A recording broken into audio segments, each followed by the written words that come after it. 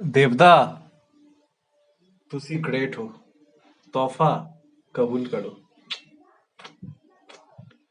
Hello friends, welcome to the new episode of my channel I Prince. এবং এই ভিডিওতে একটা ব্যাপার নিয়ে কথা বলবো, এবং এই যে যারা এখন দেবের পিছনে পড়েছে, দেবদাকে নিয়ে এত কথাবার্তা বলছে, এই ওই ওই সেই নানা রকম ব্যাপার বলছে, দেবদা তো বাকিদের মতো আর বসে নেই, প্রচন্ড পরিমাণে ব্যস্ত। আর যারা ব্যস্ত থাকে তাদের ফালতু ব্যাপারে নাক গলানোর টাইম থাকে না।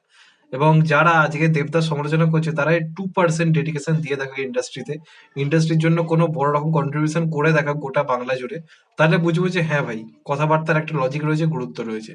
এটা হচ্ছে প্রথম কথা।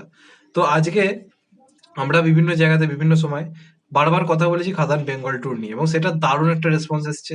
বাংলার অডিয়েন্স আবার নতুন করে বাংলা সিনেমা নিয়ে আলোচনা করা শুরু করেছে। রীতিমতো গোটা বাংলা জুড়ে এমন একজনও নেই যে খাদান সিনেমাটার নাম জানে না। এবং এই প্রমোশনটা কতটা ইম্পর্টেন্ট ছিল সেটা আমি আগেও বলেছি, আবারও বলেছি। এবার আমিও বারবার এই প্রমোশনটার খুব পক্ষে ছিলাম। এবার এই যে গোটা বেঙ্গল ট্যুর হলো সিনেমা রিলিজের আগে, আমি ওটা দেখি, মানে আমি কোথাও গিয়ে বলে দিয়েছিলাম হ্যাঁ ভাই এটাই যথেষ্ট, এর থেকে বেশি আর কিছু করার দরকার নেই। কিন্তু দেবদা ভাই থামার পাত্র নয়। প্রমোশন কাকে বলে? যখন সবাই ফালতু ফালতু কম্পারিজন করতে ব্যস্ত, নানা রকম ঝামেলা ঝুটঝঞ্ঝাটের মধ্যে থাকতে ব্যস্ত, সেই সময় দেবদা নিজের কাজে মনোনিবেশ করছে। তো চলো ভাই, হাঁটাও এসব। আমি আমার কাজ এনেছি, আমার কাজে ক্ষমতা রয়েছে, আমি আমার কাজের প্রমোশন করবো। তো এতদিন অব্দি যে প্রমোশনটা ছিল সেটা তো একটা টপ নচ লেভেলের ছিল, এই নিয়ে কোনো সন্দেহ নেই। এখন কিন্তু যেটা জানা যাচ্ছে, দেবদার তরফ থেকে জানানো হয়েছে, খাদান বেঙ্গল ট্যুর সেকেন্ড ভার্সন মানে সেকেন্ড ফেজ শুরু হতে চলেছে। এবং এটা রিলিজের পরে যে সমস্ত সিঙ্গেল স্ক্রিন থেকে দারুণ রেসপন্স হয়েছে সেই সমস্ত জায়গাতে যাচ্ছে। এবং এর মধ্যে কিন্তু অনেক মফস্বল এরিয়া রয়েছে যেখানে মানুষজন সিনেমা দেখতে যাওয়া বন্ধ করে দিয়েছিল, সেই হলগুলোতে লোকে ভিড় করা শুরু করেছে। Number one, Chitrabani Bagnan. এই হলটায় আমি কিছুদিন আগেই গেছিলাম, যখন এই কোহিনূর বলে সিনেমাটা রিলিজ করে। আমি ওটা দেখতে গেছিলাম, দেখবে আমার চ্যানেলে রিভিউ রয়েছে, আমি বলেছিলাম আমি বাগনানে দেখতে গেছি। তো বাগনান মূলত আমার দেশের বাড়ি, মাঝে মধ্যে যাইতেই জানি। এই হলটা কিন্তু পুরোপুরি ভাঙচুর হয়ে, মানে পুরো ভেঙে পড়া একটা হল। ভেতরে ভেতরে চেয়ার ফেয়ার গুলো একদম নর্মাল সাধারণ পাখা পাখা চলে, খুবই নোংরা একটা হল। মানে নোংরা হল মিন আমি বলতে চাইছি যে এরকম আর কি গ্রামে গঞ্জে সিঙ্গেল স্ক্রিন গুলো হয়ে থাকে।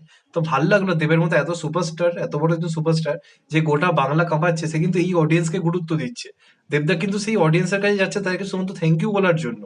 চিত্রবাণী বাগনানের নাম দেখলাম, তারপর পাঁশকুড়ের একটা হলের নাম দেখলাম, তারপর অতীন্দ্র ব্যারাকপুর, যদিও ওটাকে এখন অনেকটাই উন্নত হয়ে গেছে হলটা, এই পুষ্পা টু দেখতে গেছিলাম। তাছাড়া আরো একটা দেখলাম নবীনা, কলকাতার নবীনা। এছাড়া বেলঘড়িয়ার একটা হল রয়েছে, রূপ মন্দির। তো এই যে জায়গাগুলোতে দেবতা যাচ্ছেন, এটা বহু আগে বুমবাদা করতো, বা তারপরে আমরা জিদ্দাকেও করতে দেখেছি। আমার এখনো মনে আছে, আমরা যখন ছোট ছিলাম, সাথীর সময় সম্ভবত, তখন অনেক ছোট, আমার মনে আছে এখনো যে জিদ্দা হল ভিজিট করতে এসেছিল, এবং রীতিমতো লোকে হামলে পড়েছিল, এত ভিড় ছিল। তারপর বন্ধনের সময় সম্ভবত এসেছিল। তো তারপর না এই জিনিসটা পুরো উঠে গেছিল, বহুদিন ধরে মানে কোথাও গিয়ে মিসিং ছিল। তো কোথাও গিয়ে কিন্তু আবার সেই জিনিসটা ফিরছে, এবং এই যে এরাটাকে ফিরিয়ে আনা, আজকে ফোন টোনের যুগেও সুপারস্টারদের দেখার জন্য মানুষদেরকে যে এক্সাইটেড করা যায়, সেটা কিন্তু দেবদা কোথাও গিয়ে প্রমাণ করেছে। তো আবার কিন্তু মানে দেবদা সিনেমা তো আর যে হোক, সেই যে মোটামুটি বিজনেস করেছে বা চলেনি, টাকা ওঠেনি, এরম ব্যাপার তার নয়। রীতিমতো প্রফিটে চলছে, বক্স অফিসে আগুন লাগিয়ে দিয়েছে, হাইয়েস্ট গ্রসিং বক্স অফিস হতে চলেছে। তা সত্ত্বেও দেখো প্রমোশনের কোনো খামতি রাখছে না। একটা এত বড় সুপারস্টার যে কদিন পর নিজের কাজ নিয়ে ব্যস্ত হয়ে যাবে আবার, তা সত্ত্বেও কিন্তু সেই অডিয়েন্সকে সমস্ত থ্যাংক ইউ জানাবার জন্য সেই অডিয়েন্সের কাছে যাচ্ছে, মিশছে। এই কারণেই দেব বাকিদের থেকে কিন্তু এগিয়ে যাচ্ছে, যেটা কেউ করছে না, কেউ করছে না।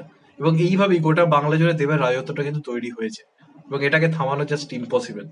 তো এটা দেখে আমার দারুণ লাগলো, এরকম চিত্রবাড়ি বাগনানের মতো হলে আমি খুব খুশি হতাম আমাদের ওয়েলিংটনে এলে, কারণ এখানে রেসপন্স কিন্তু দারুণ ছিল। আমি তো ভিডিও করেছিলাম, তোমরা দেখেছো, দারুণ রেসপন্স ছিল। তো আমার মনে হয় এখানে এলেও ভালো হতো, হয়তো ইন ফিউচার কখনো আমরা দেখতে পাবো কমার্শিয়াল সিনেমার সাফল্য যদি এইভাবে চলতে চলতে থাকে, কোনোদিন আমাদের আন্দোলনেও দেবদা আসবে। এবং যদি ওই ভিডিওটা দেবদার কাছে পৌঁছয় বা তার টিমের কাছে পৌঁছয়, যদি এইগুলো বাদেও আরো কোথাও যাওয়ার প্ল্যান থেকে থাকে, আমি বলবো অবিলম্বে আমাদের আন্দোলনে যেন আসা হয়। কারণ আন্দোলনে দেবদার হিউজ একটা অডিয়েন্স রয়েছে। এখানে রীতিমতো ফ্যান ক্লাবটা রীতিমতো সেলিব্রেট করেছে সিনেমা যেদিন দেবদার বার্থডে ছিল। তো অডিয়েন্স কিন্তু প্রচুর রয়েছে, তো আমাদের এখানে এলে কিন্তু দারুণ একটা রেসপন্স আসবে। তো দেখা যাক শেষ পর্যন্ত আছে কিনা। তবে বাকি যে জায়গাতে যাচ্ছে সেটাও দেখে খুব খুশি হলাম, কারণ এটা পুরো বন্ধ হয়ে গেছিল এই জিনিসটা। এই যে গ্রামে গঞ্জে মানুষের কাছে পৌঁছানো যাওয়া, পাঁশকুড়ার মতো একটা জায়গায়, যে জায়গার কেউ বক্স অফিসের খোঁজ খবরই রাখে না, সেই জায়গাতে যাওয়া, সেখানকার মানুষজনদের সঙ্গে ইন্টারাক্ট করা, এটা খুব দরকার ছিল। তো আমি রিলিজের আগে যে বেঙ্গল ট্যুরটা হয়েছে সেটাকে তুমি সাপোর্ট করেছি, কিন্তু এই রিলিজের পরে যে বেঙ্গল যে ট্যুরটা হচ্ছে, এটা আরো অনেক বেশি ইম্পর্টেন্ট। এটা করা খুব দরকার, এবং এটাই নিজের কাজের প্রতি ডেডিকেশন। বলেছি তো, পরিশ্রম যে করবে সে সফলতা পাবে। মুখে বড় বড় কথা বলে লাভ নেই, কাজে করে দেখো। দেবদাস এটা করে দেখাচ্ছে, তার ফল সে পাচ্ছে। তো এটাই বলার, তোমাদের এটা নিয়ে কি মতামত কমেন্ট করে অবশ্যই জানিও। চ্যানেলটা নতুন হলে চ্যানেলটা সাবস্ক্রাইব করে দিও and get the bell icon. ভালো থেকো সবাই, টেক কেয়ার, নমস্কার, আবার দেখা হবে, এখন তো বাই। সবাই ভালো থেকো, সুস্থ থেকো, নমস্কার, টেক কেয়ার, আবার দেখা হবে, ভালো থেকো সবাই।